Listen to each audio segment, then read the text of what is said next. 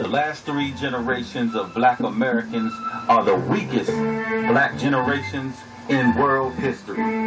This is evident by several facts. In order to keep us in subjugation during chattel slavery, they had to make it illegal for us to read and write.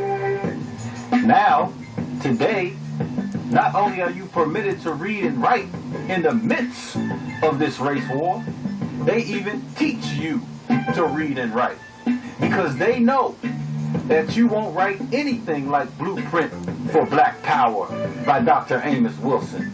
You won't write anything like Yurugu, an African-centered critique of European cultural thought and behavior by Dr. Marimba Ani.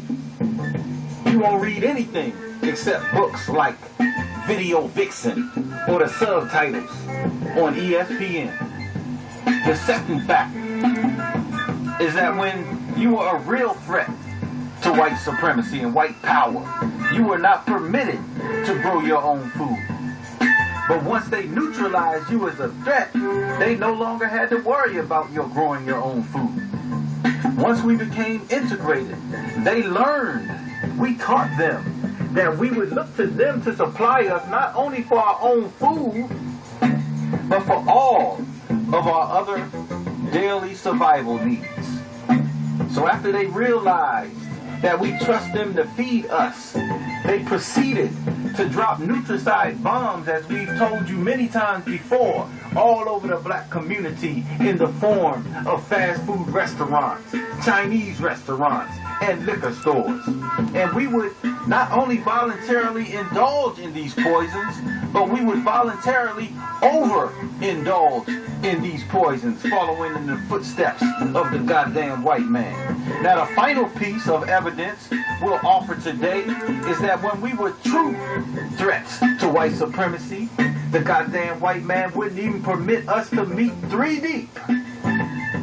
Because in those days, if only 3 of us met, chances were we'd be planning some type of rebellion to not only strike a blow for freedom, but also avenge the defeat and death of our ancestors.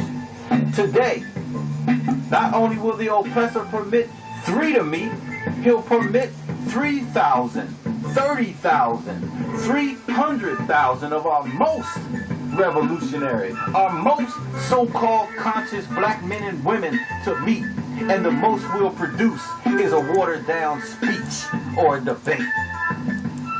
We couldn't even meet at church at one time because the goddamn white man knew that we were studying the Bible from a black liberation perspective. We have black colleges and universities with thousands of students all over America. But with all this so-called knowledge and spirituality that we've attained while in the hells of North America, we still produce very little for our collective selves. They let you congregate on the street all hours of the night because they know you only gonna come up with how to pimp your own people, how to sell poison to your own people. The only question that you gonna have, and he knows it, is how you gonna get turned up tonight. What party you gonna go to? What liquor you gonna drink tonight? He's not afraid of us meeting today because he knows that the only one you're a threat to is yourself. Wake up, black people. This has been Daku Akabo Waakatu.